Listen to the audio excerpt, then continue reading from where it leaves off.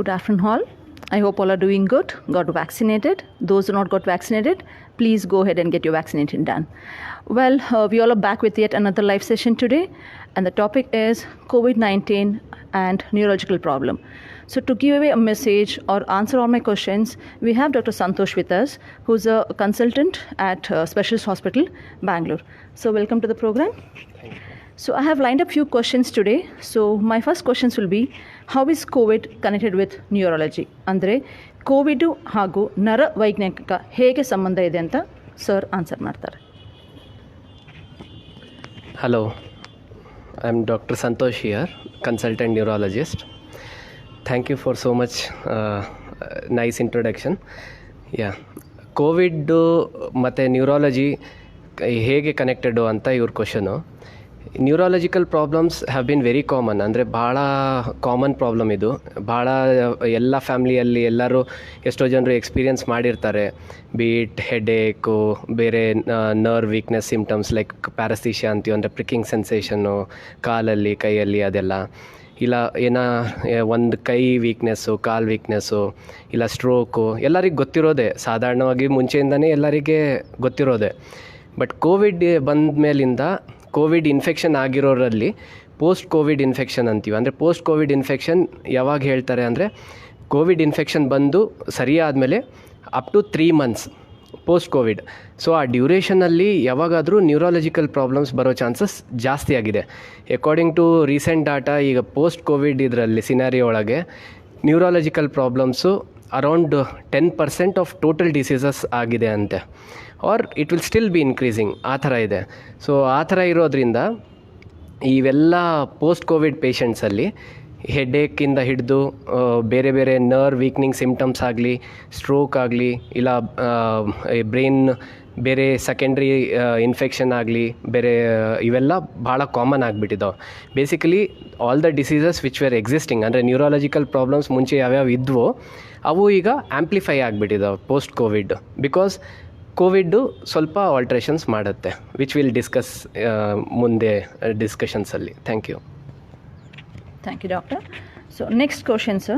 What are the symptoms regarding the neurological problem post COVID? ಅಂದರೆ Covid ಆದ ನಂತರ ಪೇಷಂಟ್ಗಳಿಗೆ ಈ ನರ ದೌರ್ಬಲ್ಯ ಅಥವಾ ಯಾವ ಥರ ಸಿಂಪ್ಟಮ್ಸ್ಗಳು ಕಾಣಬಹುದು? ಈಗ ಪೋಸ್ಟ್ ಕೋವಿಡ್ಡು ನ್ಯೂರಾಲಜಿಕಲ್ ಪ್ರಾಬ್ಲಮ್ಸ್ ಅಂತಂದರೆ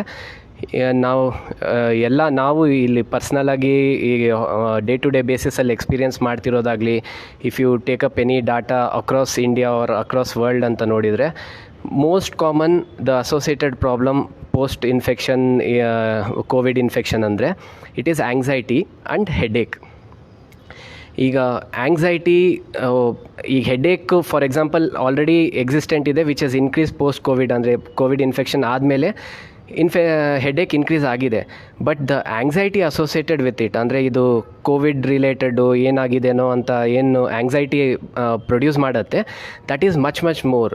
ಸೊ ನಾವೀಗ post Covid infection any patient neurological problem ಅಂದರೆ, the first thing we have to take care is anxiety, then all the associated neurological problems like headache, the most common, followed by stroke anta agate. Stroke alli there are various types, andre ischemic stroke antivi, andre clot, ಬ್ರೈನಲ್ಲಿ clot ಆದಾಗ ಅದನ್ನು ನರದ್ದು ಫಂಕ್ಷನ್ಗಳು ಸ್ವಲ್ಪ effect ಆಗುತ್ತೆ. Like ನಾವು ಕನ್ನಡದಲ್ಲಿ normal ಇದರಲ್ಲಿ ಹೇಳಬೇಕಂದ್ರೆ ಒಂದು ಸೈಡು ಪ್ಯಾರಲೈಸಿಸ್ ಆಗಿರೋದಾಗಲಿ, ಲಕ್ವ ಹೊಡೆಯೋದಾಗಲಿ, ಸೊ ಇಲ್ಲ ಮಾತು ಸಡನ್ನಾಗಿ ಬರೋದು, ನಿಂತೋಗೋದು, ಇಲ್ಲ ಬ್ಯಾಲೆನ್ಸಾಗಿ ಸಡನ್ನಾಗಿ ನಡಿಬೇಕಾದ್ರೆ ಬ್ಯಾಲೆನ್ಸ್ ತಪ್ಪೋಗೋದು, ಇಲ್ಲ ತಲೆ ಸುತ್ತೋದು, ಇಲ್ಲಾಂದರೆ ಕಣ್ಣು ಒಂದು ಕಡೆ ಅರ್ಧ ನೀಟಾಗಿ ಕಾಣಿಸಲ್ಲದ್ದು. ಸೊ ಇವೆಲ್ಲ ಏನು ಇಲ್ಲ, ಬಾಯಿ ಒಂದು ಸೈಡ್ ಟರ್ನ್ ಆಗಿಬಿಡೋದು, ಅಂದರೆ ಒಂದು side angle of mouth move ಆಗೋದು ಅಂತ ಅಂತೀವಿ. ಸೊ ಅವೆಲ್ಲ ಸ್ಟ್ರೋಕ್ ಸಿಮ್ಟಮ್ಸು. ಇವೆಲ್ಲ ಮುಂಚೆ ಕೂಡ ಇತ್ತು, ಬಟ್ ಕೋವಿಡ್ ಇನ್ಫೆಕ್ಷನ್ ಆದಮೇಲೆ ಸ್ವಲ್ಪ ಇವೆಲ್ಲ ಸ್ಟ್ರೋಕ್ ಇವೆಲ್ಲ ಪ್ರಾಬ್ಲಮ್ಸು ಜಾಸ್ತಿ ಕಾಣಿಸ್ಕೊಂಡಿದ್ದಾವೆ. Then followed by, as you know, ನ್ಯೂಸಲ್ಲೂ ಭಾಳ ಇಷ್ಟಿತ್ತು ಬ್ಲ್ಯಾಕ್ ಫಂಗಸ್ ಅಂತ. ಸೊ ಅದು ಕೂಡ ಅದರ್ವೈಸ್ ನಾವು ಮೆಡಿಕಲಿ ಮ್ಯೂಕರ್ ಮೈಕೋಸಿಸ್ ಅಂತ ಅಂತೀವಿ. They various types of fungus, ಇವು ಎಲ್ಲ ಮ್ಯೂಕರ್ ಮೈಕೋಸಿಸ್ಸು, ಬ್ಲ್ಯಾಕ್ ಫಂಗಸ್ ಎಲ್ಲ ಮುಂಚೆ ಇದ್ದವು. ಬಟ್ ಇವೆಲ್ಲ very defined set of patients, ಭಾಳ ಕಮ್ಮಿ ಜನರಲ್ಲಿ ಬರ್ತಾಯಿತ್ತು. ಯಾಕಂದರೆ ಇದು ಎಲ್ಲರಿಗೂ ಕಾಮನ್ ಅಲ್ಲ, ಇಮ್ಯುನಿಟಿ ಬೇಸ್ಡ್ ಇರುತ್ತೆ. ಅದು I will explain again it in detail later. So ಅದು ಈಗ ಪೋಸ್ಟ್ ಕೋವಿಡಲ್ಲಿ ಭಾಳ ಕಾಮನಾಗಿ ಕಾಣಿಸ್ಕೊಂಡ್ಬಿಟ್ಟಿದೆ. ಮ್ಯೂಕರ್ಮೈಕೋಸಿಸ್ ಆಗಲಿ ನಮ್ಮದು ಇಲ್ಲಿ ಪರ್ಸ್ನಲ್ ನಾನೀಗ ಟ್ರೀಟ್ ಮಾಡಿರೋ ಪೇಷಂಟ್ಸಲ್ಲಿ ಸ್ವಲ್ಪ ಇನ್ನೊಂದು ಥರದ ಫಂಗಸ್ಸು ಕಾಣಿಸ್ಕೊಂಡಿದೆ, which is called cryptococcus. So ಅದು ಕೂಡ ಬ್ರೈನ್ ಇನ್ಫೆಕ್ಷನ್ ಮಾಡುತ್ತೆ, ಬ್ರೈನ್ ಸುತ್ತ ಕವರಿಂಗ್ ಅಂತ ಇರುತ್ತೆ, ಅದು ಮೆನಿಂಜಸ್ ಅಂತೀವಿ, ಅದರದ್ದು ಇನ್ಫೆಕ್ಷನ್ ಮಾಡುತ್ತೆ.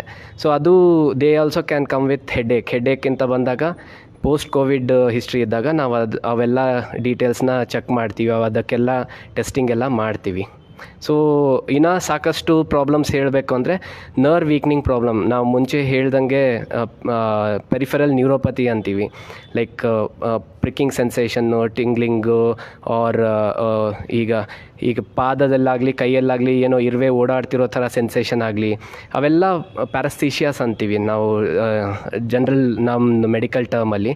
ಸೊ ಆ ಥರ symptoms they are all nerve weakening symptoms. ಆ ಥರ ಪೇಷಂಟ್ಸು ಬರ್ತಾರೆ ಪೋಸ್ಟ್ ಕೋವಿಡ್ಡು.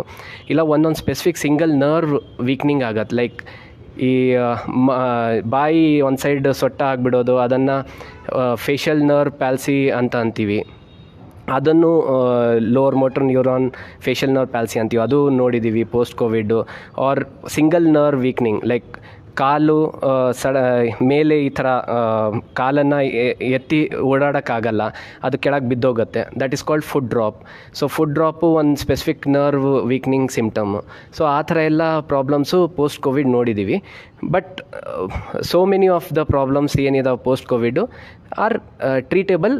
ಅಕಸ್ಮಾತ್ ಕರೆಕ್ಟ್ ಟೈಮಲ್ಲಿ ಡಿಟೆಕ್ಟ್ ಮಾಡಿ ಟ್ರೀಟ್ ಮಾಡಿದರೆ ನ್ಯೂರಾಲಜಿಸ್ಟೇ ನೋಡಿಬಿಟ್ಟು evaluate treat ಮಾಡಿದರೆ it is quite treatable to certain extent in most of the cases. Thank you.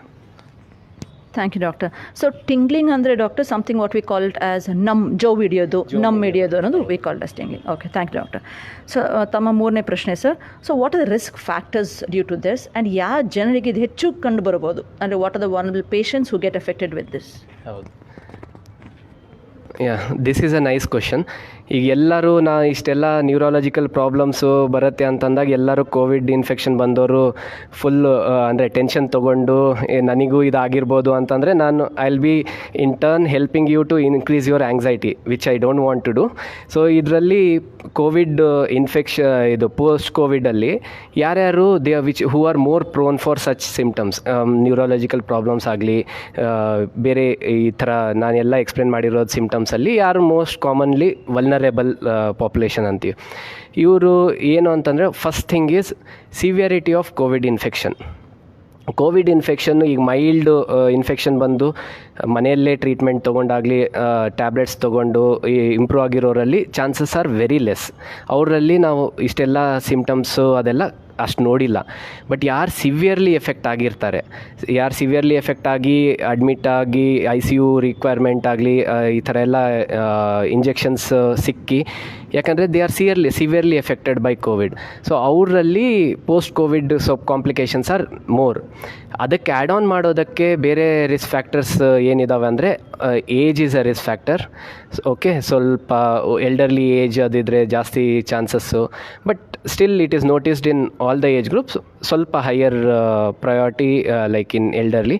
Then ಯಾರು ಕೋಮಾರ್ಬಿಡಿಟೀಸ್ ಅಂತ ಅಂತೀವಿ, ಅಂದರೆ already pre existing diseases like BP ಕಾಯಿಲೆ ಆಗಲಿ, ಶುಗರ್ ಕಾಯಿಲೆ ಆಗಲಿ, ಇಲ್ಲ ಕೊಲೆಸ್ಟ್ರಾಲ್ ಕಾಯಿಲೆ ಇದೆ, ಇಲ್ಲ ಒಬೆಸಿಟಿ ಇದೆ. ಸೊ ಇವೆಲ್ಲ ಪ್ರೀ ಎಕ್ಸಿಸ್ಟಿಂಗ್ ಆಲ್ರೆಡಿ ಪ್ರಾಬ್ಲಮ್ಸ್ ಇದ್ದರೆ ಅವರಲ್ಲಿ ಇವೆಲ್ಲ ಪ್ರಾಬ್ಲಮ್ಸ್ಗಳು ಜಾಸ್ತಿ ಕಾಣಿಸ್ಕೊಂಡಿದೆ. ಸೊ ಇವರೆಲ್ಲ ಈ ಥರ ಆಲ್ರೆಡಿ ಪ್ರೀ ಎಕ್ಸಿಸ್ಟಿಂಗ್ ಆಗಲಿ ಇಲ್ಲ ಸಿವಿಯರ್ ಕೋವಿಡ್ ಇನ್ಫೆಕ್ಷನ್ ಬಂದವರು they have to be like ಮುಂಚೆಯಿಂದನೇ ಅವರು ಫಾಲೋ ಅಪ್ ಆಗಲಿ, ಏನು ಡಾಕ್ಟ್ರ್ ಯಾವ ಥರ ಹೇಳಿದ್ದಾರೆ ಆ ಥರ ಫಾಲೋ ಅಪ್ ಮಾಡಿ ಆ ಥರ ಅದನ್ನು ಪ್ರಿವೆಂಟ್ ಮಾಡೋಕ್ಕೆ ಇಲ್ಲ ಅರ್ಲಿಯೆಸ್ಟ್ ಸಿಮ್ಟಮ್ಸ್ನ ಕ್ಯಾಚ್ ಮಾಡಿ ಅದನ್ನು ಟ್ರೀಟ್ ಮಾಡೋಕ್ಕೆ ಪ್ರಯತ್ನ ಮಾಡ್ಬೋದು. Thank you. Thank you, doctor. So doctor, what are the ways to prevent neurological problem post COVID ನಂತರ? ಓಕೆ, ಈಗ ಕೋವಿಡ್ ಆಲ್ರೆಡಿ ಆಗಿಬಿಟ್ಟಿದೆ. As I told you the severity of Covid infection. ಈಗ already ಒಬ್ಬರಿಗೆ for example severe COVID infection ಆಗಿದೆ. Post COVID that person has ಅಂದರೆ improve ಆಗಿದ್ದಾರೆ, ಅವರು follow ಅಪ್ಪಿಗೆ ಬರ್ತಾ ಇದ್ದಾರೆ ಅಂದ್ಕೊಳ್ಳಿ. ನಾವೇನು ಮಾಡ್ತೀವಿ ಈಗ COVID is known to cause certain things, ಅಂದರೆ ಲೈಕ್ ಬ್ರೈನ್ ಇದು ಬ್ಲಡ್ ಇದು ಬ್ಲಡ್ ವೆಸಲ್ಸ್ ಅಂತೀವಲ್ಲ, ರಕ್ತನಾಳ, ಅದರೊಳಗೆಲ್ಲ ಕ್ಲಾಟ್ಗಳು ಮಾಡೋ ಚಾನ್ಸಸ್ ಇರುತ್ತೆ. ಬೀಟಿಂದ ಬ್ರೈನಲ್ಲೂ ಮಾಡ್ಬೋದು, ಬೇರೆ ಕಡೆನೂ ಮಾಡ್ಬೋದು, ಅಂದರೆ ಕಾಲಾಗಲಿ ಕೈ ಆಗಲಿ ಎಲ್ಲಾದರೂ ಮಾಡ್ಬೋದು. ಸೊ ಅದು ಕ್ಲಾಟಿಂಗ್ ಎಲ್ಲ ಜಾಸ್ತಿ ಮಾಡೋದಕ್ಕೆ ಸ್ವಲ್ಪ ಅಂಶಗಳು ಬ್ಲಡ್ಡಲ್ಲಿ ನೋಡಿದ್ದಾರೆ, ಲೈಕ್ ಡಿ ಡೈಮರ್ ಲೆವೆಲ್ಸ್ ಆಗಲಿ, ಸಿರಮ್ LDH ಅಂತೀವಿ, ಇನ್ನೂ ಸ್ವಲ್ಪ ಬ್ಲಡ್ ಟೆಸ್ಟ್ CRP, ಅವೆಲ್ಲ ಅಂದರೆ ಇನ್ಫ್ಲಮೇಟ್ರಿ ಮಾರ್ಕರ್ಸ್ ಅಂತೀವಿ. ಸೊ ಅವೆಲ್ಲ ಮಾರ್ಕರ್ಸ್ನ ನಾವು ಸೀರಿಯಲ್ ಎವ್ಯಾಲ್ಯೂಯೇಷನ್ ಮಾಡ್ಬೋದು. ಅದು ಮಾಡ್ತಿದ್ರೆ ನಾವು ಅಟ್ಲೀಸ್ಟ್ ನಮಗೆ ಗೊತ್ತಾಗತ್ತೆ ಅದರದ್ದು ರೈಸಿಂಗ್ ಟ್ರೆಂಡ್ ಆಗಲಿ ಇಲ್ಲ ಅದು ಜಾಸ್ತಿ ಇದೆ ಅಂತಂದರೆ ನಾವು already as a treatment protocol ಕೋವಿಡಲ್ಲಿ ಸ್ವಲ್ಪ ಬ್ಲಡ್ ಥಿನ್ನರ್ಸ್, ಆ್ಯಂಟಿಕೋಗ್ಲೆಂಟ್ಸ್ ಆಗಲಿ ಅದು ಕೊಡ್ತಾರೆ ಯೂಶ್ವಲಿ ಸಿವಿಯರ್ಲಿ ಎಫೆಕ್ಟೆಡಲ್ಲಿ. ಬಟ್ ಅದೇನಾಗುತ್ತೆ, ಇನ್ಫೆಕ್ಷನ್ ಆಗಿ ಪೇಷಂಟ್ ಇಂಪ್ರೂವ್ ಆದಮೇಲೆ ಸ್ವಲ್ಪ ದಿನ ಆದಮೇಲೆ ವಿ ಟೆನ್ ಟು ಸ್ಟಾಪ್, ಯಾಕಂದರೆ ಇನ್ಫೆಕ್ಷನ್ ಆಗಿ ಎಲ್ಲ ಕ್ಲಿಯರ್ ಆಗಿರೋದಕ್ಕೆ ಈಗ ಅದು ಬೇಕಾಗಿಲ್ಲ ಅನ್ನೋ ಥರ ಇರುತ್ತೆ. ಬಟ್ ಅದು ಸ್ಟಾಪ್ ಮಾಡಿದರೂ ತೊಂದರೆ ಇಲ್ಲ. ಅದು ಸ್ಟಾಪ್ ಮಾಡಿದ ಮೇಲೂ ನಾವು ಫಾಲೋಅಪ್ಪಲ್ಲಿ ಇವೆಲ್ಲ ಪ್ಯಾರಾಮೀಟರ್ಸ್ನ ಚೆಕ್ ಮಾಡ್ತಿರ್ಬೇಕು. ಲೈಕ್ ನರ್ವ್ ಏನಾದರೂ ಸಿಮ್ಟಮ್ಸ್ ಇದ್ದರೆ ಅದರದ್ದು ನರ್ವ್ ಟೆಸ್ಟಿಂಗ್ ಆಗಲಿ, ಇಲ್ಲ ಬೇರೆ ಇವೆಲ್ಲ ಸಿಮ್ಟಮ್ ಏನೇನು ನಾನು ನ್ಯೂರೋಲಾಜಿಕಲ್ ಪ್ರಾಬ್ಲಮ್ಸ್ ಹೇಳಿದೆ ಅಲ್ಲ, ಅದರದ್ದು ಏನಾರು ರಿಲೇಟೆಡ್ ಕಾಣಿಸ್ಕೊಂಡ್ರೆ ಅರ್ಲಿಯೆಸ್ಟ್ ಡಾಕ್ಟ್ರ್ ಹತ್ರ ಹೋಗಿ ತೋರಿಸ್ಕೊಂಡು ಅವರು ಏನೇನು ಅಡ್ವೈಸ್ ಮಾಡ್ತಾರೆ ಅದನ್ನು ಫಾಲೋಅಪ್ ಮಾಡಿದರೆ we can prevent severity of ಈ ಥರ ಎಲ್ಲ ಕಾಂಪ್ಲಿಕೇಶನ್ಸ್ ಇವೆಲ್ಲ ಆಗಲಿ ಪ್ರಿವೆಂಟ್ ಮಾಡ್ಬೋದು.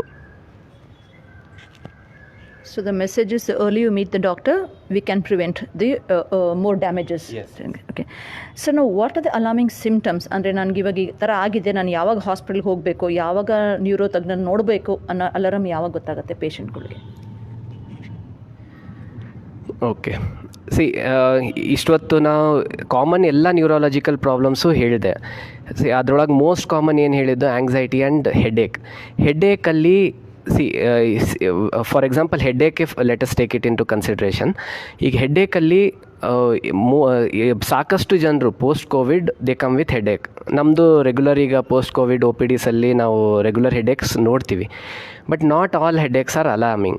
ಸೊ ಅದರಲ್ಲಿ ಸ್ವಲ್ಪ key findings be it by the doctor or by the patient initial ಸಿಮ್ಟಮ್ಸಲ್ಲೇ ಸ್ವಲ್ಪ ಚೇಂಜಸ್ ಇರುತ್ತೆ. ಅಂದರೆ is it like headache, is it ಅಂದರೆ ಈಗ ಫಂಗಲ್ ಇನ್ಫೆಕ್ಷನಿಂದ ಆಗಲಿ, ಇಲ್ಲ ಬೇರೆ ಯಾವುದಾದ್ರೂ ಇನ್ಫೆಕ್ಷನ್ ಸೆಕೆಂಡ್ರಿ ಇನ್ಫೆಕ್ಷನಿಂದ ಆಗಲಿ, ಇಲ್ಲ ಬೇರೆ ಏನಾದರೂ ಕ್ಲಾಟ್ ಆಗಿರೋದ್ರಿಂದನೂ ಹೆಡ್ಏಕ್ ಆಗುತ್ತೆ, ಪೋಸ್ಟ್ ಕೋವಿಡ್ ಹೇಳ್ತಿರೋದು.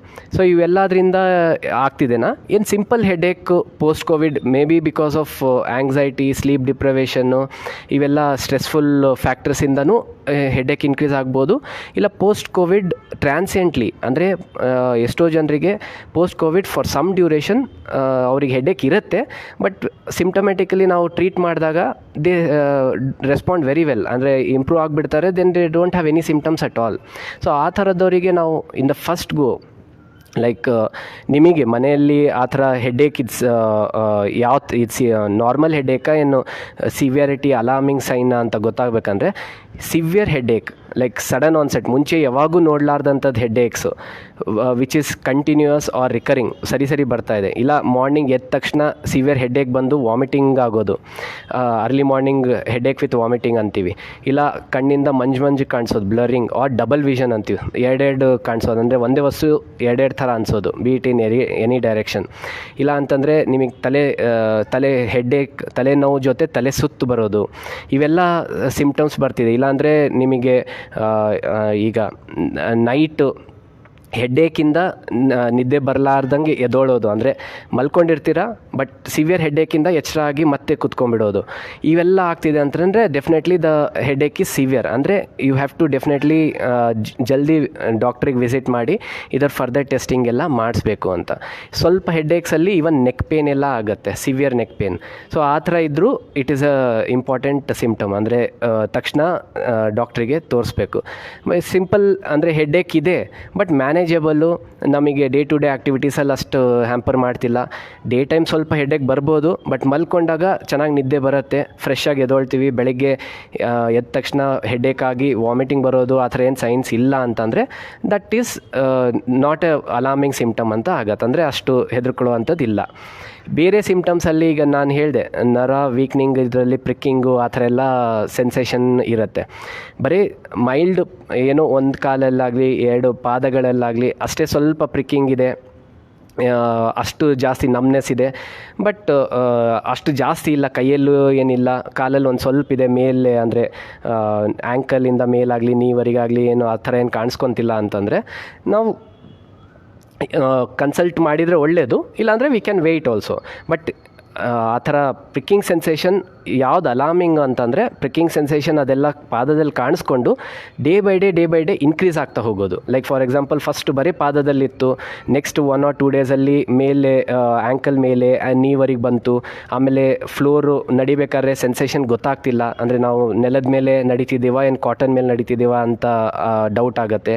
ಚಪ್ಪಲ್ ಹಾಕ್ಕೊಂಡಿದ್ದು ನಾರ್ಮಲ್ ಸ್ಯಾಂಡಲ್ಸ್ ಹಾಕ್ಕೊಂಡ್ರೆ ಅದು ಸ್ಲಿಪ್ ಆಗೋದು, ಅದು ಸ್ಲಿಪ್ ಆಗಿದ್ದು ಗೊತ್ತಾಗಲ್ಲ. ಈ ಥರ ಎಲ್ಲ ಮುಂಚೆ ಇರಲಾರ್ದ symptom day by day or within few days progress ಆಗ್ತಿದೆ. ಇಲ್ಲ ವೀಕ್ನೆಸ್ ಆಗೋದು, ಲೈಕ್ ಕೈ ಕಾಲು ಏನಾದ್ರು ವೀಕ್ನೆಸ್ಸು ಸ್ವಲ್ಪ ಕಾಣಿಸ್ಕೊಳ್ಳೋದು. ಲೈಕ್ ವೀಕ್ನೆಸ್ ಅಂದರೆ ಈಗ ಒನ್ ಆಫ್ ದ ನ್ಯೂರಾಲಜಿಕಲ್ ಪ್ರಾಬ್ಲಮ್ಸಲ್ಲಿ ಏನಂದರೆ GB ಸಿಂಡ್ರೋಮ್ ಅಂತ ಅಂತೀವಿ. Although it is rare, but post ಕೋವಿಡಲ್ಲೂ ನೋಡಿದ್ದೀವಿ. ಅವರಲ್ಲಿ ಫಸ್ಟು ಇವೆಲ್ಲ ಸಿಮ್ಟಮ್ಸ್ ಕಾಣಿಸ್ಲಿಕ್ಕಿಲ್ಲ. ಲೈಕ್ ನಮ್ನೆಸ್, ಪ್ರಿಕ್ಕಿಂಗ್ ಒಂದೇ ಬರಲಿಕ್ಕಿಲ್ಲ, ಅದು ಬರುತ್ತೆ. But in some of the cases ಆ ಥರ ಏನು ಕಾಣಿಸಲ್ಲ. ಅವ್ರಿಗೆ ಬರೀ ಸ್ಟೆಪ್ಸ್ ಹತ್ತೋದಕ್ಕೆ ತೊಂದರೆ ಆಗುತ್ತೆ.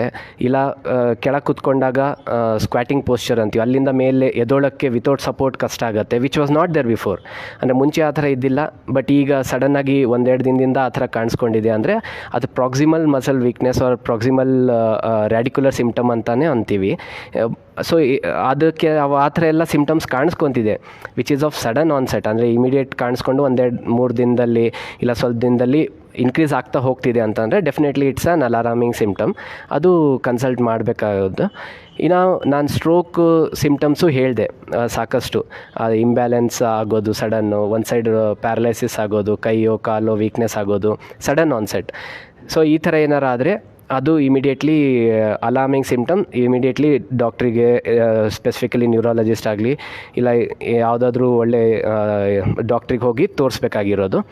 ಇದು ಯಾಕೆ ಅಂತಂದರೆ ಸ್ಟ್ರೋಕಲ್ಲಿ ಈವನ್ ಪೋಸ್ಟ್ ಕೋವಿಡ್ ಆಗಲಿ ಅದರ್ವೈಸ್ ಸ್ಟ್ರೋಕಲ್ಲಿ ವಿತಿನ್ ಸರ್ಟನ್ ಟೈಮ್ ಪೀರಿಯಡ್, ನಾವು golden period or time period, golden window period ಅಂತ ಅಂತೀವಿ, ಅದು that is maximum up to 4.5 hours. ಅಷ್ಟರೊಳಗಡೆ ಹೋದರೆ in some situation like clot ಆಗಿದೆ ಅಂತ ಅದರಷ್ಟರೊಳಗೆ ಐಡೆಂಟಿಫೈ ಮಾಡಿದರೆ ಬ್ರೈನಲ್ಲಿ ಕ್ಲಾಟ್ ಆಗಿದರೆ ಅದು ಸ್ವಲ್ಪ ಇಂಜೆಕ್ಷನ್ ಮುಖಾಂತರ ವಿ ಕ್ಯಾನ್ ರೆಕ್ಟಿಫೈ ಫಾಸ್ಟರ್.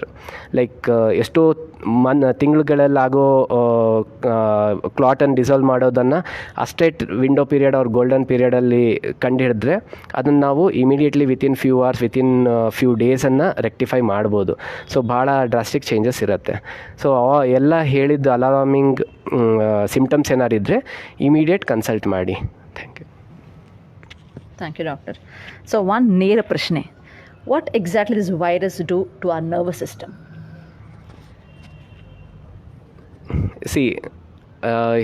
ಈಗ ಕೋವಿಡ್ ಬಂದಾಗಿಂದ ಎಷ್ಟೋಕೊಂದು ಪೇಪರ್ಸ್ ಆಗಲಿ, ಎಷ್ಟೋಕೊಂದು ರಿಸರ್ಚ್ ನಡೀತಾನೇ ಇದ್ದಾವೆ, be it with respect to infection or COVID infection per, ಅದರದ್ದು ಟ್ರೀಟ್ಮೆಂಟ್ ರಿಲೇಟೆಡ್ ಎಲ್ಲ ನಡೀತಾನೇ ಇದ್ದಾವೆ. ಬಿಕಾಸ್ ಕೋವಿಡ್ ಈಗ ಏನೇನು ಚೇಂಜಸ್ ಮಾಡುತ್ತೆ ಅಂತಲೇ ಸ್ಟಡಿ ಮಾಡಿ ಅದರ ತಕ್ಕಂಗೆ ಇದು ನಾವೆಲ್ಲ ಟ್ರೀಟ್ಮೆಂಟ್ ಆಗಲಿ ಅದರದ್ದು ಪರಿಹಾರ ಯಾವ ಥರ ಅಂತ ಎಲ್ಲ ನೋಡ್ತಾ ಇದ್ದೀವಿ, ಹೇಗೆ ಪ್ರಿವೆಂಟ್ ಮಾಡೋದು, ವ್ಯಾಕ್ಸಿನೇಷನ್ ಆಗಲಿ ಇವೆಲ್ಲ. ಬಟ್ ಕೋವಿಡ್ ಏನು ಮಾಡುತ್ತೆ ಅಂದರೆ ನ್ಯೂರಾಲಜಿಕಲ್ ಪ್ರಾಬ್ಲಮ್ಸಲ್ಲಿ ಅಂದರೆ as I told you, one of the important ಏನಂದರೆ ಈಗ ಇಮ್ಯುನೋ ಮಾಡ್ಯುಲೇಟರ್ ಅಂದರೆ ಇಮ್ಯುನಿಟಿ ಇರುತ್ತಲ್ಲ ಮನುಷ್ಯದು, ಅದನ್ನು ಆಲ್ಟ್ರ್ ಮಾಡುತ್ತೆ.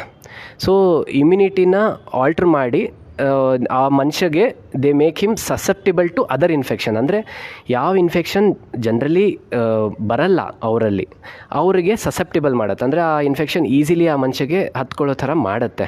ಸೊ ಅದಕ್ಕೆ ಪೋಸ್ಟ್ ಕೋವಿಡ್ಡು ಇವೆಲ್ಲ ಫಂಗಲ್ ಇನ್ಫೆಕ್ಷನ್ ಆಗಲಿ ಇವೆಲ್ಲ ಸೆಕೆಂಡ್ರಿ ಜಾಸ್ತಿ ಕಾಣೋದು. ಸೊ ಇಮ್ಯುನಿಟಿನ ಆಲ್ಟ್ರ್ ಮಾಡುತ್ತೆ. So we cannot exactly say full immunity lower ಮಾಡಿಬಿಡತ್ತೆ ಅಂತ, it alters the immunity. Lower ಮಾಡುತ್ತೆ ಪ್ಲಸ್ ಸಸೆಪ್ಟಿಬಲ್ಲು ಮಾಡುತ್ತೆ. ಅದರೊಳಗೆ ಸ್ವಲ್ಪ ಫ್ಯಾಕ್ಟರ್ಸ್ ಅಂತ ಇರ್ತವೆ, ಅವೆಲ್ಲ ಫ್ಯಾಕ್ಟರ್ಸ್ ಪ್ರೊಡಕ್ಷನು ಅದೆಲ್ಲ ಆಲ್ಟ್ರ್ ಮಾಡುತ್ತೆ. ಅದರಿಂದ ಏನಾಗುತ್ತೆ, ಅವು ಯಾವ್ಯಾವುದು ಆರ್ಗನಿಸಮ್ ಅದೆಲ್ಲ ಮೈಕ್ರೋ ಆರ್ಗನಿಸಮ್ ಬಾಡಿಗೆ ಯೂಶ್ವಲಿ ನಾವು ಇಮ್ಯುನಿಟಿಯಿಂದ ಅದು ತಡೆ ಹಾಕಿರ್ತೀವಿ, ಬರಲಾರ್ದಂಗೆ ಮಾಡಿರ್ತೀವಿ, ಅವೆಲ್ಲ ಈಸಿಲಿ ಬಾಡಿಗೆ ಹತ್ಕೊಂಡು ಮಾಡುತ್ತೆ. ಅದು ಇನ್ಫೆಕ್ಷನ್ದಾಯಿತು. ಬೇರೆ ಏನು ಮಾಡುತ್ತೆ, ಇವೆಲ್ಲ ಸ್ಟ್ರೋಕು ಈ ಥರದ್ದಕ್ಕೆ ನಾನು as I told you before, ಅಂದರೆ ಇವೆಲ್ಲ ಸ್ವಲ್ಪ ಇನ್ಫ್ಲಮೇಟ್ರಿ ಮಾರ್ಕರ್ಸ್ ಅಂತ ಅಂದೆ ಅಲ್ಲ, ಅವೆಲ್ಲ ಸ್ವಲ್ಪ ಜಾಸ್ತಿ ಮಾಡಿ ಆ ಬ್ಲಡ್ ವೆಸಲ್ ಅಂದರೆ ರಕ್ತನಾಳಗಳಲ್ಲಿ ಇನ್ಫ್ಲಮೇಷನ್ ಅಂತ ಮಾಡುತ್ತೆ. ಇನ್ಫ್ಲಮೇಷನ್ ಅಂತ ಆದಾಗ ಅವು ಕ್ಲಾಟ್ ಫಾರ್ಮೇಷನ್ ಜಾಸ್ತಿ ಮಾಡುತ್ತೆ. ಸೊ ಕ್ಲಾಟ್ ಫಾರ್ಮೇಷನ್ ಚಾನ್ಸಸ್ ಜಾಸ್ತಿ ಮಾಡುತ್ತೆ. ಇನ್ನೂ ಸ್ವಲ್ಪ ಪೇಷಂಟಲ್ಲಿ ನಾವು ಯಾವ ಥರ ನೋಡಿದ್ದೀವಿ ಅಂದರೆ ಪ್ಲೇಟ್ಲೆಟ್ ಕೌಂಟ್ ಎಲ್ಲ ಜಾಸ್ತಿ ಮಾಡುತ್ತೆ, ಥ್ರೋಂಬೋಸೈಟೋಸಿಸ್ ಅಂತೀವಿ. ಸೊ ಪ್ಲೇಟ್ಲೆಟ್ಟು ಅವೆಲ್ಲ ಜಾಸ್ತಿ ಮಾಡಿದಾಗೂ ಕ್ಲಾಟ್ ಫಾರ್ಮೇಷನ್ ಜಾಸ್ತಿ ಆಗುತ್ತೆ. So there are few changes, ಅಂದರೆ ಸ್ವಲ್ಪ ಚೇಂಜಸ್ ಬ್ಲಡ್ಡಲ್ಲಿ ಮಾಡುತ್ತೆ, ಸ್ವಲ್ಪ ಚೇಂಜಸ್ ಇಮ್ಯುನಿಟಿಯಲ್ಲಿ ಮಾಡುತ್ತೆ, ವಿಚ್ ಮೇಕ್ ದೆಮ್ ಪ್ರೋನ್. ಮತ್ತು ಸ್ವಲ್ಪ ಏನು ಮಾಡುತ್ತೆ, ಇವು ಆಲ್ರೆಡಿ ಅಂದರೆ ಪ್ರೀ ಎಕ್ಸಿಸ್ಟಿಂಗ್, ಫಾರ್ ಎಕ್ಸಾಂಪಲ್ ನನ್ನರಲ್ಲಿ ಸ್ವಲ್ಪ ಡೆಫಿಷಿಯನ್ಸೀಸ್ ಇದೆ, ವೈಟಮಿನ್ ಡೆಫಿಷಿಯನ್ಸೀಸು ಇವೆಲ್ಲ ಇರ್ಬೋದು. ಅದು ಕೋವಿಡ್ ಇನ್ಫೆಕ್ಷನ್ನ ಅದನ್ನು ಪ್ರೊವೋಕ್ ಮಾಡುತ್ತೆ, ಅಂದರೆ ಟ್ರಿಗರ್ ಮಾಡುತ್ತೆ. ಸೊ ಅದು ಕಾಣಿಸ್ಕೊಳ್ಳುತ್ತೆ. ಸೊ ಅದಕ್ಕೆ ನರ್ವ್ ವೀಕ್ನಿಂಗ್ ಸಿಮ್ಟಮ್ಸು ಅವೆಲ್ಲನೂ ಕಾಣಿಸ್ಕೊಳ್ಳುತ್ತೆ. ಸೊ ಇನ್ ವೇರಿಯಸ್ ವೇಸ್, ಬೇರೆ ಬೇರೆ ರೀತಿಯಲ್ಲಿ ಕೋವಿಡ್ಡು ಇದು ಬೇರೆ ಬೇರೆ ನ್ಯೂರಾಲಜಿಕಲ್ ಪ್ರಾಬ್ಲಮ್ಸ್ನ ಇನ್ವೈಟ್ ಮಾಡುತ್ತೆ. ಆಮೇಲೆ ಇನ್ನೂ ಒಂದು ಅದೇ GB ಸಿಂಡ್ರೋಮ್ ಅಂದೆ ಅಲ್ಲ, ಇಟ್ ಈಸ್ ಇಮ್ಯೂನ್ ಮೀಡಿಯೇಟೆಡ್. ಅದೇ ಇಮ್ಯುನಿಟಿ ಆಲ್ಟ್ರ್ ಮಾಡಿದಾಗ ಅದು ಆ್ಯಂಟಿಬಾಡೀಸ್ ಇದು ಫಾರ್ಮ್ ಆಗಿ ಅದು ನಮ್ಮ ಸ್ವಂತ ನರ್ವ್ಸ್ ಮೇಲೆ ಅಟ್ಯಾಕ್ ಮಾಡಿ ಅದನ್ನು ವೀಕ್ನಿಂಗ್ ಮಾಡುತ್ತೆ. Thank you. So what are the severe post-recovery complications and how do we deal with it? Okay, thank you. So many ಎಷ್ಟೊಂದು post COVID recovery complication neurological problems ನಾವು ಸಾಕಷ್ಟು OPDಯಲ್ಲೇ ಮ್ಯಾನೇಜ್ ಮಾಡ್ತೀವಿ. ನಾವು ಸಾಕಷ್ಟು ಪ್ರಾಬ್ಲಮ್ಸ್ನ ಲೈಕ್ ಹೆಡ್ಏಕ್ ಇದೆ, ಆ್ಯಂಗ್ಸೈಟಿ ಇರ್ಬೋದು, ಇಲ್ಲ ನರ್ವ್ ವೀಕ್ನಿಂಗ್ ಸಿಮ್ಟಮ್ಸ್ ಇರ್ಬೋದು, ನಾವು OPDಯಲ್ಲೇ ಮ್ಯಾನೇಜ್ ಮಾಡಿ ವಿ ಟ್ರೀಟ್ ದೆಮ್ ಮೆಡಿಸಿನ್ಸಲ್ಲಾಗಲಿ ಈ ಥರ ಬೇರೆ ಏನಾದರೂ ಸಪೋರ್ಟಿವ್ ಕೇರ್ ಕೊಟ್ಬಿಟ್ಟು ಮ್ಯಾನೇಜ್ ಮಾಡಿ ಆ್ಯಂಡ್ ದೇ ಇಂಪ್ರೂವ್ ವೆಲ್. ಭಾಳ ಜನರು ಫಾಲೋಅಪ್ಪಲ್ಲಿದ್ದಾರೆ, they are doing well with it. But ಸ್ವಲ್ಪ ಜನರಿಗೆ ಏನಾಗುತ್ತೆ, ಕಾಂಪ್ಲಿಕೇಶನ್ಸ್ ಈ ಥರ ಸಿವಿಯರ್ ಆದಾಗ then we have to admit them. ಅವರಿಗೆ ಬೇರೆ ಬೇರೆ ಲೆವೆಲ್ ಆಫ್ ಕೇರ್ ಬೇಕಾಗತ್ತೆ. ಲೈಕ್ ಫಾರ್ ಎಕ್ಸಾಂಪಲ್ ಈಗ ಸ್ಟ್ರೋಕ್ ಅಂತ ಅಂದ್ಕೊಂಡ್ರೆ, ಸ್ಟ್ರೋಕಲ್ಲಿ ಎಷ್ಟು ಸಿವಿಯಾರಿಟಿ ಇದೆ ಅದರಲ್ಲಿ ಗ್ರೇಡಿಂಗ್ ಅಂತ ಮಾಡ್ತೀವಿ. ಅಕಾರ್ಡಿಂಗ್ ಟು NHSS ಸ್ಕೋರಿಂಗ್ ಅಂತಿರುತ್ತೆ. ಅದ್ರ ಪ್ರಕಾರ ನಾವು ಮತ್ತೆ ಅದನ್ನು ಎಲ್ಲ ಸ್ಟ್ರೋಕ್ ಯೂಶ್ವಲಿ ಅಡ್ಮಿಟ್ ಮಾಡ್ತೀವಿ. ಸ್ಟ್ರೋಕ್ ಅದೇ ವಾರ್ಡಲ್ಲೇ ಅಡ್ಮಿಟ್ ಮಾಡಿ ಟ್ರೀಟ್ ಮಾಡ್ಬೋದಾ, ಅವ್ರ window period as golden period ಮುಂಚೆ ಹೇಳ್ದಂಗೆ ಅಷ್ಟು ಪೀರಿಯಡಲ್ಲಿ ಇದ್ದಾರಾ, ಥ್ರೋಂಬೋಲೈಸಿಸ್ ಅಂತೀವಿ, IV ಥ್ರೋಂಬೋಲೈಸಿಸ್ ಅದೆಲ್ಲ ಕೊಡ್ಬೋದಾ, ಇಲ್ಲ ಅವ್ರಿಗೆ ICU ಕೇರ್ ಬೇಕಾ, ಬೇಸ್ಡ್ ಆನ್ ಸಿವಿಯಾರಿಟಿ ಅವ್ರದ್ದು ನಾವು ಅಸೆಸ್ ಮಾಡಿಕೊಂಡು ಅದರ ತಕ್ಕಂಗೆ ನಾವು ಎವ್ಯಾಲ್ಯೂಯೇಟ್ ಮಾಡಿ ಕಾಂಪ್ಲಿಕೇಶನ್ನ ಟ್ರೀಟ್ ಮಾಡ್ತೀವಿ. ಮತ್ತು ಬೇರೆ ಬೇರೆ ಕಾಂಪ್ಲಿಕೇಶನ್ ಲೈಕ್ GB ಸಿಂಡ್ರೋಮ್ ಅದರದ್ದು ಎವ್ಯಾಲ್ಯೂಯೇಷನ್ OPD ಬೇಸಿಸ್ ಆದರೆ ಸ್ಟಾರ್ಟ್ ಮಾಡ್ತೀವಿ. ಬಟ್ ಡೆಫಿನೆಟ್ಲಿ ಅವ್ರ ಪ್ರೋಗ್ರೆಷನ್ ಈಸ್ ನೋನ್. ಸೊ ಅದಕ್ಕೆ ಅವ್ರಿಗೆ ಅಡ್ಮಿಟ್ ಮಾಡಿ ಅವರಿಗೂ ಸ್ಪೆಸಿಫಿಕ್ ಟ್ರೀಟ್ಮೆಂಟ್ ಕೊಡ್ತೀವಿ. We have few patients who have improved, ಅಂದರೆ ಅದು ಆ ಥರ ಕಾಂಪ್ಲಿಕೇಶನ್ ಆಗಿ ಅದರದ್ದು ನಾವು ಮೆಡಿಸಿನ್ ಕೊಟ್ಟು ಇಂಪ್ರೂವ್ ಆಗಿ ದೇ ಆರ್ ಡೂಯಿಂಗ್ ವೆಲ್ ನಾವು. ಸೊ ಆ ಥರ ಎಲ್ಲ ಇದ್ದಾವೆ. ಆಮೇಲೆ ಬೇರೆ ಇನ್ಫೆಕ್ಷನ್ ಸ್ಪೆಸಿಫಿಕಲಿ ಈಗ fungal infection, black fungus which we spoke about, mucormycosis ಅಂತೀವಿ. ಅದರದ್ದು one of the most important symptom, ಅದು ಈ ಮೋಸ್ಟ್ ಇಂಪಾರ್ಟೆಂಟ್ ಸಿಮ್ಟಮ್ ಅಂದರೆ nasal pain or hemifacial pain ಅಂತೀವಿ. ಅಂದರೆ ಒಂದು ಸೈಡು ಫೇಸಲ್ಲಿ ಪೇನ್ ಆಗುತ್ತೆ, ಇಲ್ಲ ನೋಸಲ್ಲಿ ಪೇನ್ ಆಗೋಕ್ಕೆ ಶುರು ಆಗುತ್ತೆ. ಆಮೇಲೆ ಅಕಸ್ಮಾತ್ ನಾವು ಅದನ್ನು ನೆಗ್ಲೆಕ್ಟ್ ಮಾಡಿದರೆ which is severity of course increase ಆಗ್ತಾ ಹೋಗುತ್ತೆ. ಹೆಮಿಫೇಶಿಯಲ್ ಪೇನ್ ಅಂತೀವಿ. ಅದು ಇನ್ಕ್ರೀಸ್ ಹಾಕೋಂತ ಹೋದರೆ ನಾವು ಆವಾಗ ಏನು ಕನ್ಸಲ್ಟ್ ಮಾಡಲಿಲ್ಲ ಅಂತಂದರೆ then it progresses to same eye, ಅಂದರೆ ಒಂದೇ ಸೇಮ್ ಸೈಡ್. ಈಗ ಫಾರ್ ಎಕ್ಸಾಂಪಲ್ ರೈಟ್ ಸೈಡ್ ಫೇಸಲ್ಲಿ ಚೀಕಲ್ಲಿ ನನ್ನ ಪೇನ್ ಇತ್ತು, ನೋಸಲ್ಲಿ ಪೇನ್ ಇತ್ತಂದರೆ ಆಮೇಲೆ ಆ ಸ್ಟೇಜಲ್ಲಿ ನಾನು ಯಾರಿಗೂ ಡಾಕ್ಟ್ರಿಗೆ ಕನ್ಸಲ್ಟ್ ಮಾಡಲಾರ್ದಂಗೆ ಸೇಮ್ ಆ ಥರನೇ ಮನೇಲಿ ಕೇರ್ ಕಂಟಿನ್ಯೂ ಮಾಡಿದರೆ ಆಮೇಲೆ ಐ ಪೇನ್ ಬರುತ್ತೆ, ಪೆರಿ ಆರ್ಬೈಟಲ್ ಪೇನ್ ಅಂತೀವಿ. Same side, not on the opposite side, same side peri orbital ಇಲ್ಲ ಐ ಪೇನ್ ಬಂದು ಐ ವಿಷನ್ ಬ್ಲರ್ ಆಗ್ತಾ ಹೋಗುತ್ತೆ. One single eye same side eye vision blur ಆಗ್ತಾ ಹೋಗುತ್ತೆ. So that is like the maximum. ಆ stage ಒಳಗಡೆ ತೋರಿಸಿದ್ರೆ at least there are some chances that some percentage of patients who improve very well. But ಆ stage ಮೀರಿ ಹೋಗಿ like eyesight ಕಳ್ಕೊಂಡ್ರೆ ಆಮೇಲೆ ಇಟ್ ಗೋಸ್ ಟು ಬ್ರೈನ್. ಒಂದ್ಸರಿ ಬ್ರೈನ್ ಅದು ರೀಚ್ ಆದರೆ ದ ಸಿವಿಯರಿಟಿ, ಆಮೇಲೆ ರಿವರ್ಸಬಿಲಿಟಿ, ಆಮೇಲೆ ಇಂಪ್ರೂವ್ಮೆಂಟ್ ಚಾನ್ಸಸ್ ಎಲ್ಲ ಡ್ರಾಸ್ಟಿಕಲಿ ಬಿದ್ದೋಗುತ್ತೆ. ಅರೌಂಡ್ ಒಂದ್ಸರಿ ಬ್ರೈನಿಗೆ ಅದು ಟಚ್ ಆದರೆ the improvement chances is set to be around 5% ಅಷ್ಟೇ. ಸೊ ಆಮೇಲೆ ಕಷ್ಟ. ಸೊ ಅದಕ್ಕೆ ಈ ಥರ ಏನಾದ್ರು ಸಿಮ್ಟಮ್ಸ್ ಬಂತು ಅಂತಂದರೆ ಇಮಿಡಿಯೇಟ್ಲಿ ಕನ್ಸಲ್ಟ್ ಮಾಡಬೇಕು. ಆ ಸ್ಟೇಜಲ್ಲಿ ನಾವು ಮತ್ತು ನ್ಯೂರಾಲಜಿಸ್ಟ್ ಪ್ಲಸ್ ENT ಆಮೇಲೆ ಒಂದು team of doctors put together, we all treat it and we have had so many cases who have improved. ಅಂದರೆ ಎಷ್ಟು ಚೆನ್ನಾಗಿ ಇಂಪ್ರೂವ್ ಆಗಿದ್ದಾರೆ ಬಿಕಾಸ್ ಟೈಮ್ಲಿ ಡಿಟೆಕ್ಟ್ ಆಗಿದೆ. ಸೊ ಇವೆಲ್ಲ ಅಲಾರ್ಮಿಂಗ್ ಸಿಮ್ಟಮ್ಸ್. ಈಗ ಹೆಡ್ಡೇಕಲ್ಲೂ ನಾನು ಸ್ವಲ್ಪ ಅಲಾರ್ಮಿಂಗ್ ಸಿಮ್ಟಮ್ಸ್ ಹೇಳಿದೆ. ಆ ಥರ ಇದ್ದಾಗ ಅವೆಲ್ಲ ಕಾಂಪ್ಲಿಕೇಶನ್ ನಾವು ಲೈಕ್ ಫಂಗಲ್ ಇನ್ಫೆಕ್ಷನ್ ಇದ್ದರೆ ಬ್ರೈನ್ ಸರೌಂಡಿಂಗ್ ಆ ಮೆನಿಂಜಸ್ದು, ಸೊ ಅದರದ್ದು ನಾವು ಮತ್ತೆ ಅದಕ್ಕೆ ಸ್ಪೆಸಿಫಿಕ್ ಸೆಟ್ ಆಫ್ ಆ್ಯಂಟಿಫಂಗಲ್ಸ್ ಇಂಜೆಕ್ಷನ್ಸೇ ಇದ್ದಾವೆ. ಅದಕ್ಕೆ ನಾವು ಬೇರೆ ಮೆಡಿಕೇಷನ್ ಕೊಡೋಕ್ಕಾಗಲ್ಲ.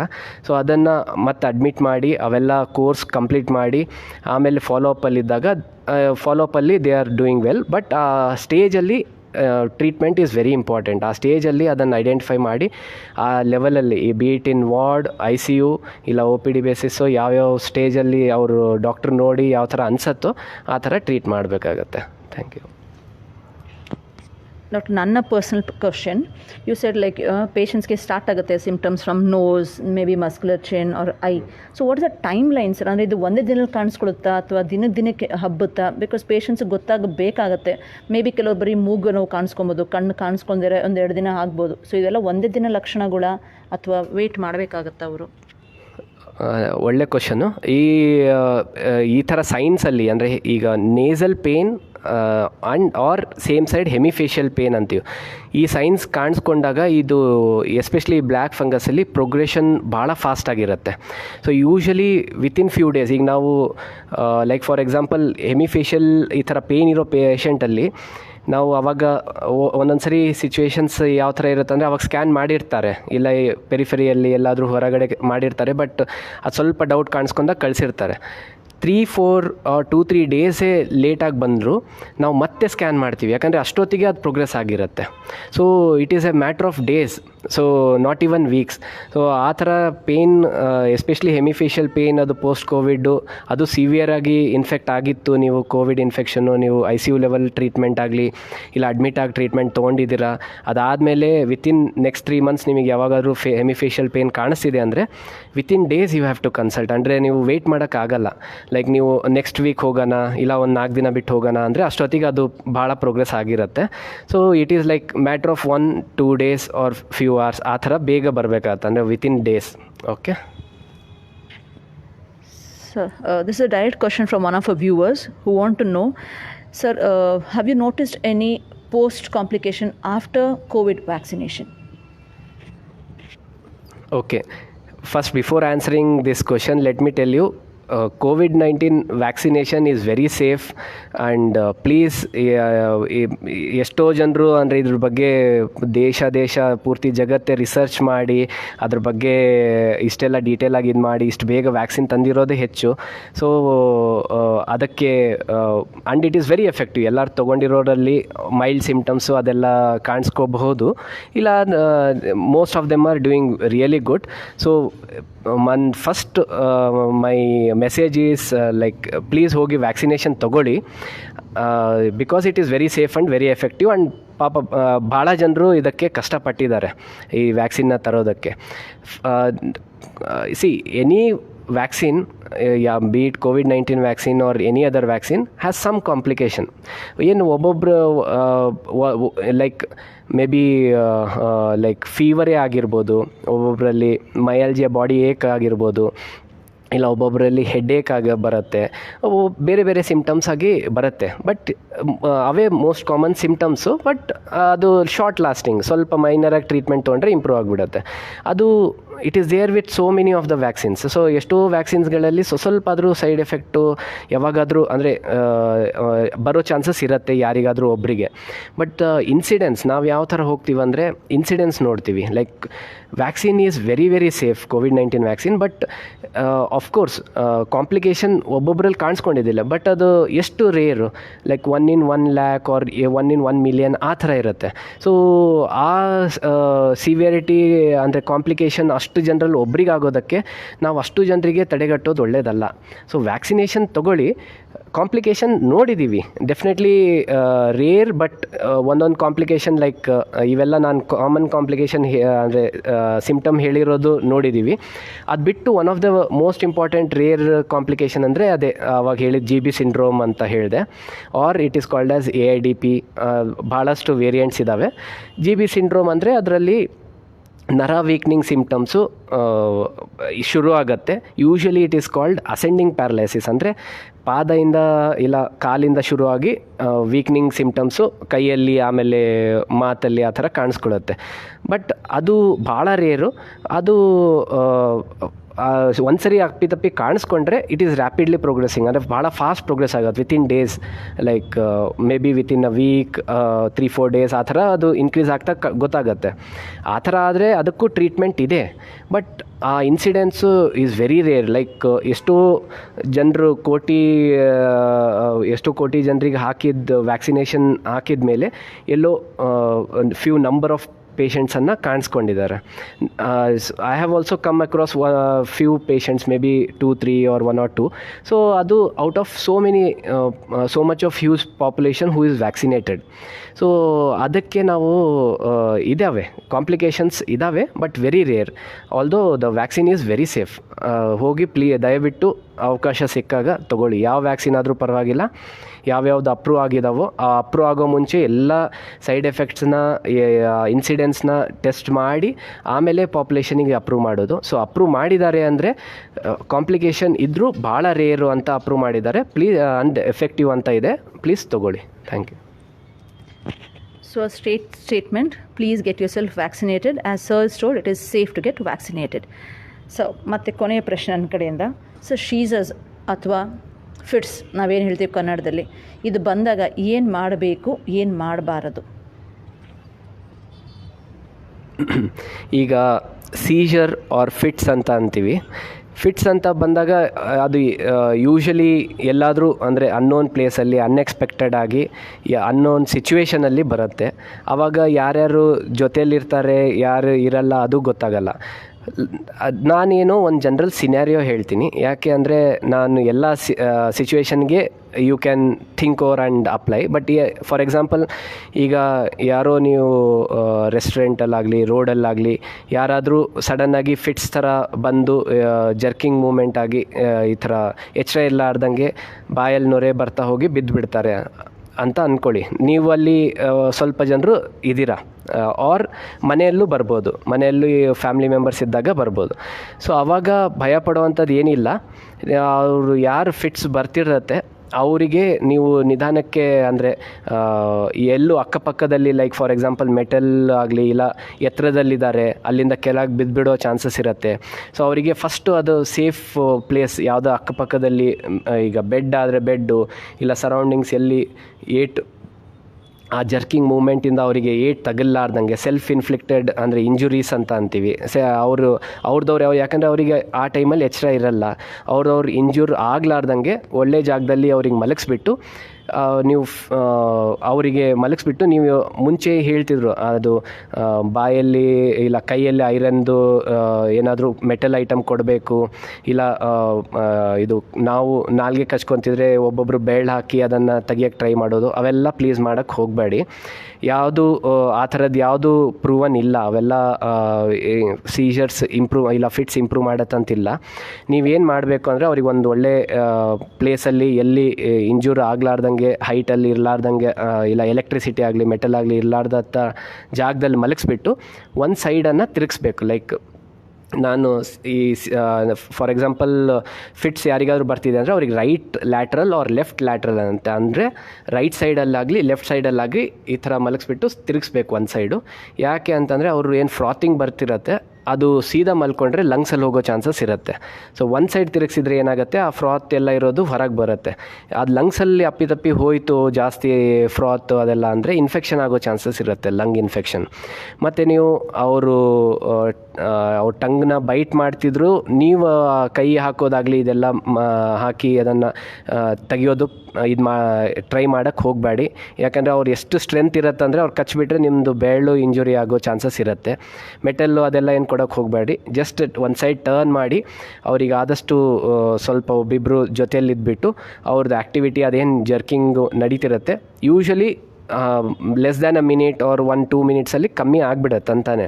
ಸೊ ಆ ಕಮ್ಮಿ ಆಗೋದಕ್ಕೆ ವೆಯ್ಟ್ ಮಾಡಬೇಕು. ಸೈಮಲ್ಟೇನಿಯಸ್ಲಿ ಯಾರಾದರೂ ಲೈಕ್ ಫಾರ್ ಎಕ್ಸಾಂಪಲ್ ನೀವು 2-3 ಇದ್ದೀರಾ, ಅವ್ರ ಜೊತೆಯಲ್ಲಿ ಫಿಟ್ಸು ಒಬ್ಬರು ಪೇಷಂಟ್ ಬರ್ತಿದೆ ಅಂದರೆ ಅವ್ರ ಜೊತೆಗೆ ಆ ಟೈಮಲ್ಲಿ 2-3 ಇದ್ದೀರಂದರೆ ಒಬ್ಬರು ಯಾರು ನಿಯರ್ ಬೈ ಹಾಸ್ಪಿಟ್ಲ್ ಆಗಲಿ ಇಲ್ಲ ಎಮರ್ಜೆನ್ಸಿ ನಂಬರಿಗೆ ಫೋನ್ ಮಾಡಿ ಇಲ್ಲ ಹಾಸ್ಪಿಟ್ಲಿಗೆ ಫೋನ್ ಮಾಡಿ ಅಟ್ಲೀಸ್ಟ್ ಆ್ಯಂಬುಲೆನ್ಸಿಗೆ ಕರ್ಸೋಕ್ಕೆ ವ್ಯವಸ್ಥೆ ಮಾಡ್ಬೋದು. ಅದು ಬಿಟ್ಟರೆ ದೇರ್ ಆರ್ ಅದರ್ ಇದು ರೆಮಿಡೀಸ್. ಯಾರು ಅದನ್ನು ಇಮಿಡಿಯೇಟ್ಲಿ ಇದು ಮಾಡಲ್ಲ. ಯಾರು known patient like for example ಒಬ್ಬರು ಪೇಷಂಟಿಗೆ ಆಲ್ರೆಡಿ ಫಿಟ್ಸ್ ಕಾಯಿಲೆ ಇದೆ, ಅವ್ರು ಮೆಡಿಸಿನಲ್ಲಿದ್ದಾರೆ, ಅವರಿಗೆ ತಕ್ಷಣ ಮತ್ತೆ ಯಾವಾಗಾದರೂ ಅಂದರೆ ಮೆಡಿಸಿನ್ ಒಂದು ಡೋಸ್ ಮಿಸ್ ಆಗಿರ್ಬೋದು, ಇಲ್ಲ ಹಾಗೇನು ಏನಾದರೂ ಟ್ರಿಗರಿಂಗ್ ಫ್ಯಾಕ್ಟರ್ಸಿಂದ ಬಂದಿರ್ಬೋದು.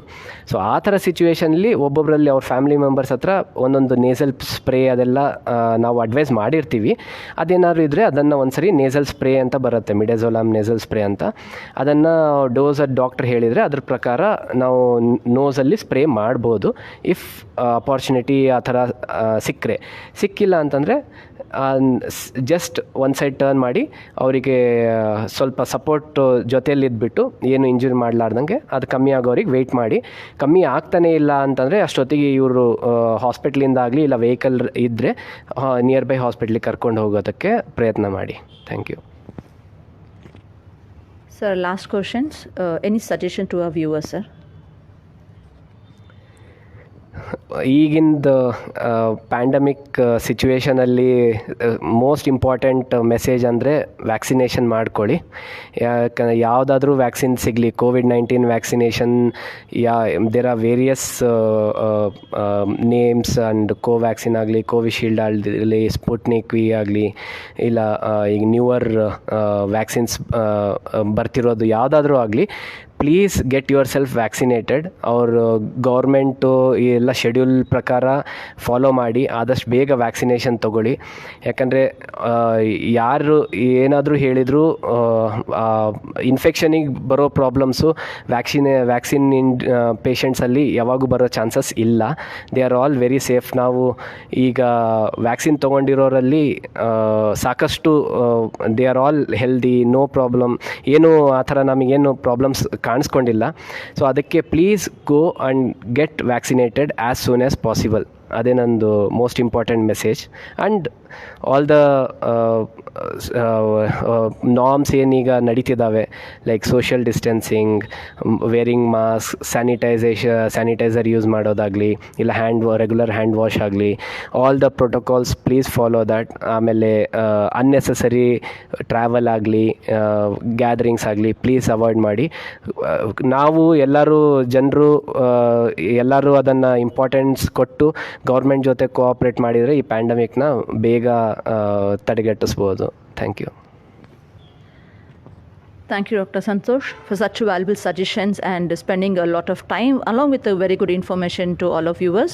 And thanks to my viewers for giving your valuable time to us. And nevertheless, the same thing, prevention is much better than cure. And one advice from my end I would tell to my viewers is, Daivittu, don't take your self-medications. Please consult the proper consultations, get in touch with the doctors and take a better treatment. Thank you.